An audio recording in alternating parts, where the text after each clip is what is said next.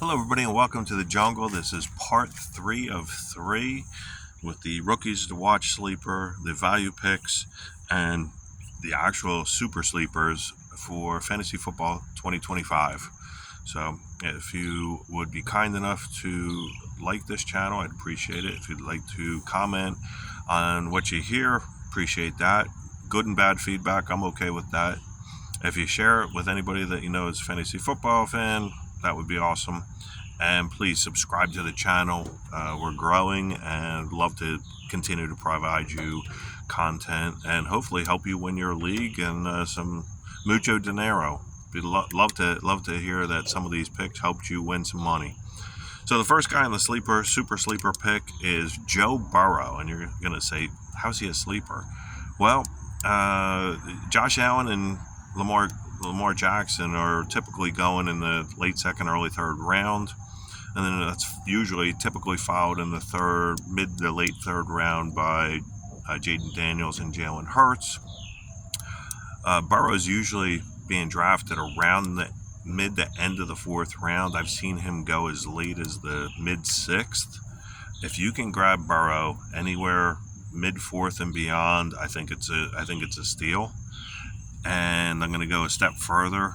I think Joe Burrow this year is going to be the MVP. Great receivers in Ja'Marr Chase and T. Higgins. Great running back in Chase Brown, and a decent tight end, Mike Gesicki. I think that Burrow is going to exceed. He's going to at least equal, or if not exceed, last year's numbers, which were fantastic. And I think he's going to open up the week against Cleveland with a 350, 3-touchdown, possibly 4-touchdown outing, and get off 2025 to a huge start. So I love Burrow, late fourth round or beyond. It's tremendous value.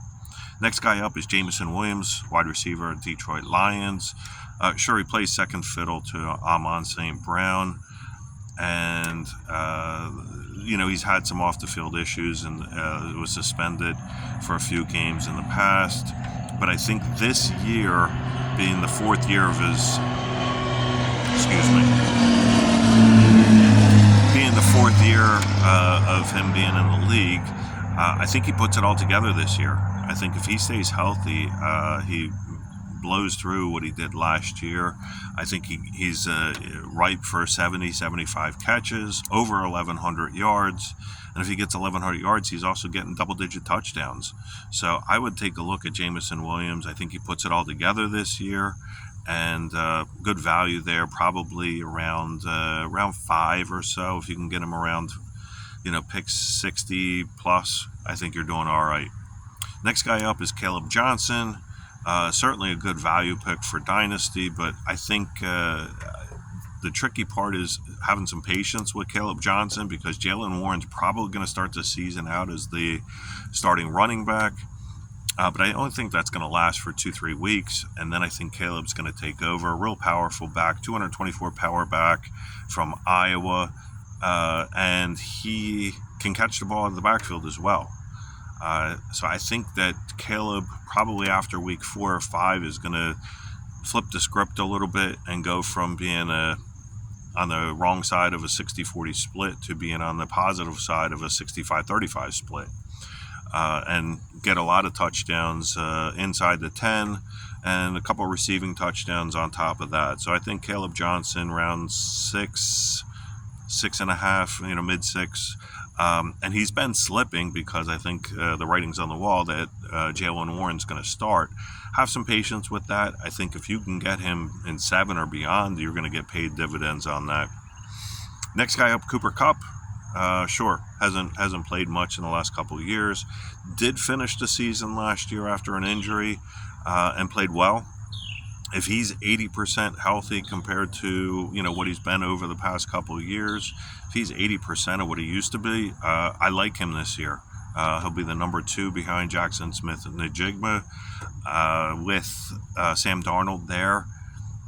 I think Cooper Kupp, if he's back to his normal self, and granted, he's probably only got this year and maybe one other as a viable number 2 receiver, I think if he's where he should be, I could see 80 catches, 8 touchdowns. Next guy up, J.K. Dobbins, which might be a surprise to everybody because the Denver Broncos invested in R.J. Harvey. R.J. Harvey, a little bit undersized, but I think he's having a little bit, from what I hear, he's having some problems picking up some pass protection issues. And I think Sean Payton is more willing to go with the veteran than the rookie to start the season. So I think J.K. Dobbins, week 1, 2, 3, certainly is the first down, second down running back. They can both catch the ball out of the backfield. I think this is Dobbins' team this year. I think Harvey's the guy maybe next year or the year after. But I think Dobbins is the play here. And instead of grabbing R.J. Harvey in the 4th round, all day I'll take Dobbins in the 8th, 9th round, maybe even the 10th round if you're lucky and he slips that far.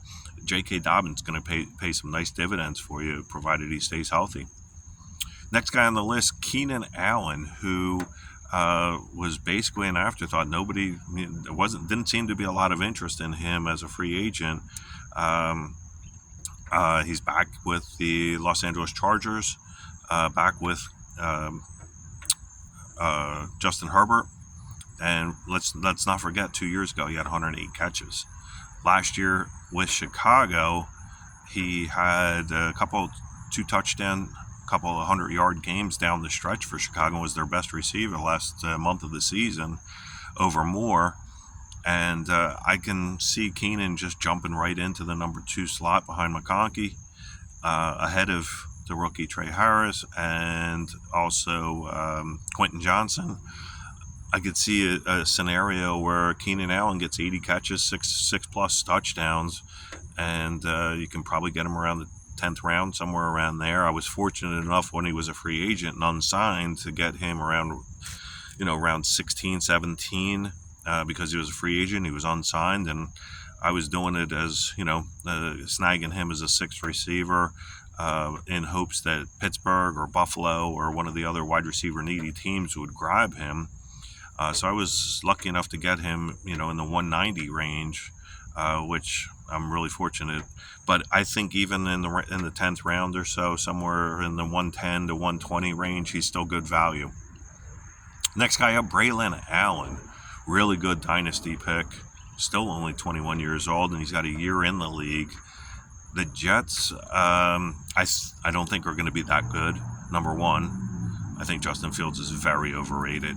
But I also think that the Jets are kind of souring on Breece Hall. Solid running back, but not what they thought they were getting. And I'm sure the injury a couple of years ago plays into that.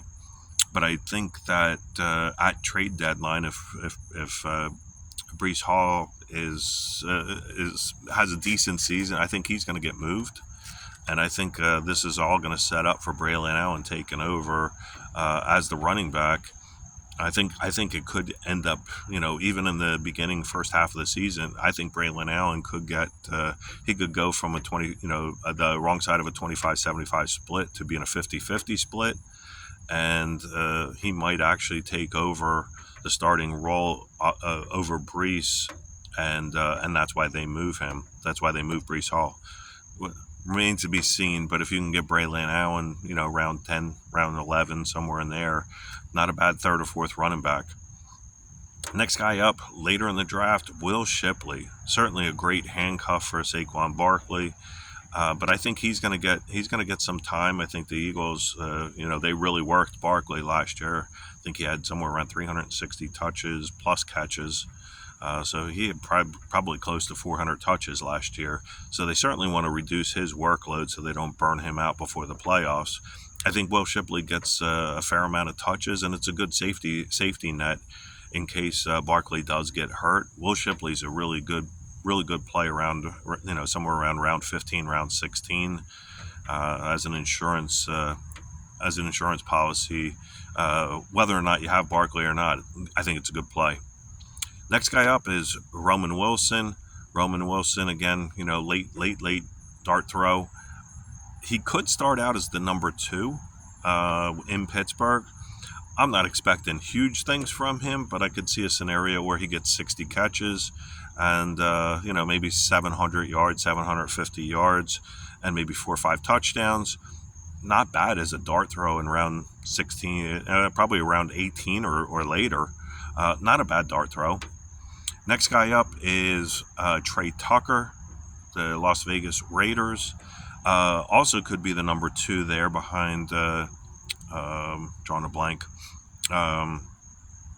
Also the number 2 receiver for the Raiders, but he would be certainly behind Brock Bowers as the number 1 target, and it's escaping me the number 1 receiver for the Raiders. But I could see Trey Tucker, again, speedster.